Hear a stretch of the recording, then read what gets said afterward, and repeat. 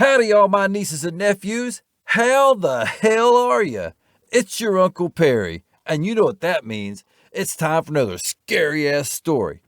Don't forget to subscribe to my channel for more chilling tales like this. Also, like the video and share it with other folks that like spooky shit. I appreciate it. Now, let's get creepy!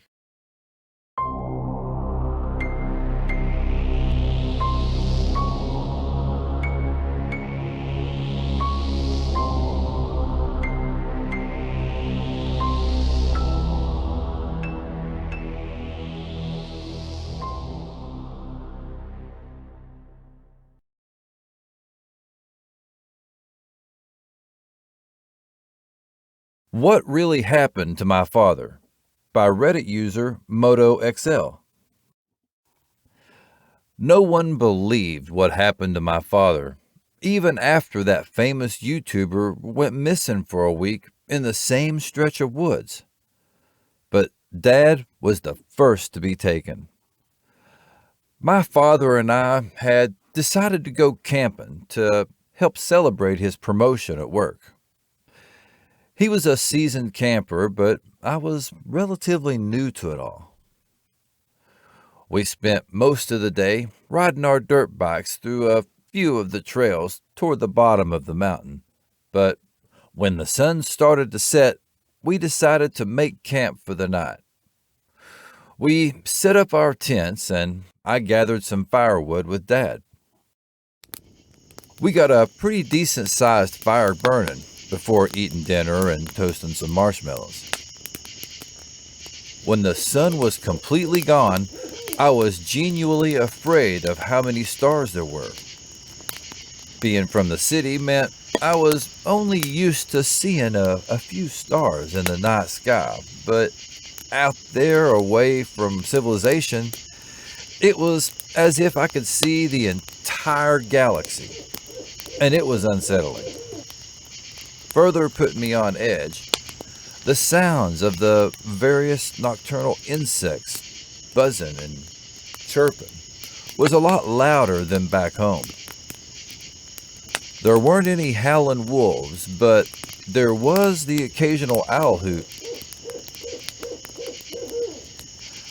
The trees even groaned a little, swaying in the gentle breeze that blew between them. Dad decided it would be fun to tell a ghost story, and for one of the stories, he had to act out one of the scenes.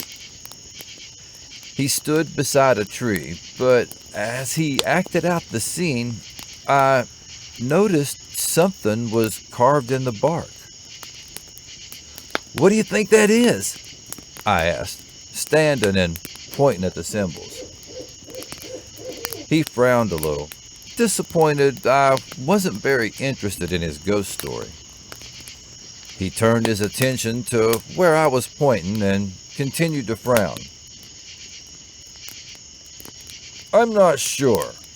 I kind of noticed it before, but I guess my brain automatically assumed it was just one of those Jack loves Jane messages kids like to carve into trees." He leaned down a little and stood in a way that allowed the light from the fire to flicker off the tree. I followed suit. The symbols had been organized into a diamond pattern, carved a few inches deep into the bark. And it looks like a tool was used to carve this," Dad said, running his finger along the inside of one of the larger symbols. "It's extremely..." Dad jerked his hand back and sucked on the tip of his finger. He chuckled a little. "Well, I was going to say smooth, but it cut me, so I guess I'm a little wrong." As Dad spoke his sentence, the insects stopped buzzing and chirping. The owls stopped hooting. And the gentle breeze that blew through the trees turned into a strong gust. The wind blew some dust into both of our eyes, and we tried to clear them with the back of our hands. We went back to the fire and sat down, but Dad didn't stop rubbing his eyes. We didn't speak for a few minutes, but when Dad stopped rubbing and looked at me, I gasped and almost scooted back. I can't see," he said, blinking a few more times. "Your eyes," I started, pointing at him. I had expected his eyes to be a little red from irritation, but instead, both of his eyes were black now. At first, I thought they were gone, but as he moved them around, trying to look at things, I could tell they were still there, just completely devoid of color. "Dad, I think we need to go to the hospital or something. Your eyes are completely black, like they're covered in soot." "That would make sense, I guess. Maybe that gust of wind blew some into my eyes. I can't see a thing." "Okay, here, I'll help you," I started, standing up and moving toward him. I grabbed his arms and helped him to his feet. My mind raced with possibilities when it came to getting help. Since we rode separate dirt bikes to the campground, there was no way he'd be able to ride without vision. It was possible we could walk the bikes out and I could guide him, but that would take forever. "Dad, maybe we can walk the bikes out? I can help you so you don't run into anything. Does that—" But before I could finish, I glanced at the tree with the symbols and was petrified. There, on the bark, about a foot above the symbols, was a set of eyes glaring at us. There were no eyelids, just two eyeballs wedged into the bark, as if someone had carved out two holes and pushed them in. What is it?" Dad said, bending down to rub his leg. "Why did you stop?" But it took me a minute or so to formulate a response. I took a few steps back and pulled him with me, and the gaze of the eyes followed us. "There are eyes on the tree," I whispered, as if the eyes would hear me and get angry. "What? Like potato eyes? Like the little white things that sprout on potatoes?" Before I could answer, Dad winced and dropped to the ground. He started rubbing his leg even more, and I lifted up his pant leg. Sure enough, like his eyes, his leg was pitch black, including the hair that would normally have been brown. I looked at the tree again, and to my horror, I saw that it now had a leg toward the base of the trunk.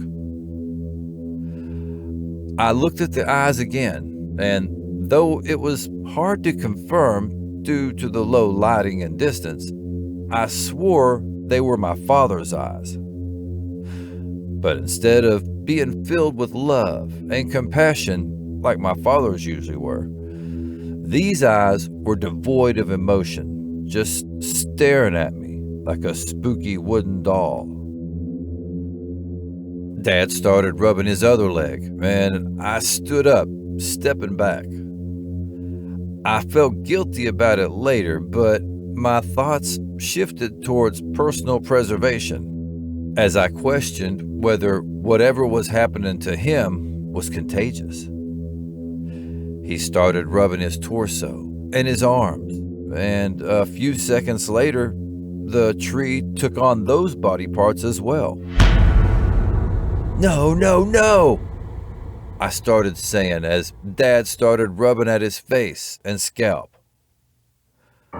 Then he stopped moving, becoming a completely black, motionless figure beside the campfire. My heart was racing a mile a minute as I looked at the tree. Embedded in the trunk was the image of my father, complete with his face, which was now twisted into a morbid grin. I shook what used to be my father a few times, just in case, never taking my eyes off the tree. When he gave no response, I grabbed the keys to both bikes and hopped on mine. I didn't care about our camping supplies or bother putting out the fire. Instead, I turned the key in the ignition, sighing with relief when it started. Movement on the tree caught my eye, and I watched in terror as the embedded body strained against the bark. It pulled most of itself out and was only connected at the base by a few twigs and bits of bark for a while before finally breaking free. It never blinked, glaring at me and smirking. When it took a step forward, I twisted back the throttle and sped off, daring a glance every second or so, but happy I'd taken both keys, so at least it couldn't pursue me on the bike.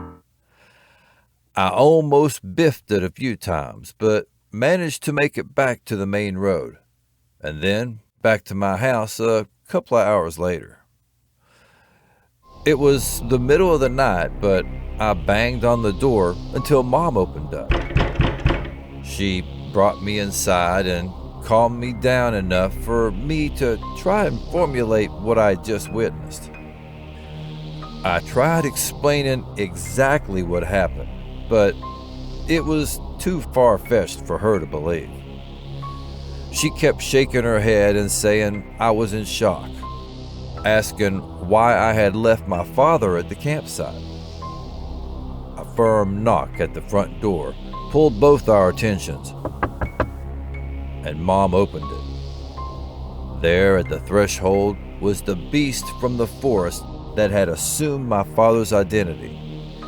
It didn't say a word, but Mom fell on it, embracing it as if she hadn't seen her husband in years. It locked eyes with me, and my heart nearly beat its way out of my chest. I tried to convince Mom that Dad was dead, and the thing that had come home that night was a monster with unknown intentions, but she refused to listen. I even managed to take the cops up to the campsite the next morning, but Dad's body was gone.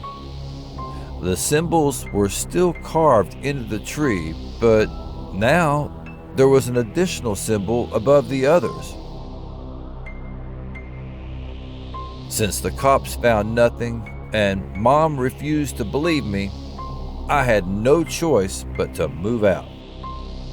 A few others have gone missing, and I know they were taken by the same creature. And one day, I'll figure out a way to fight them. Until then, the best thing I can do is spread awareness.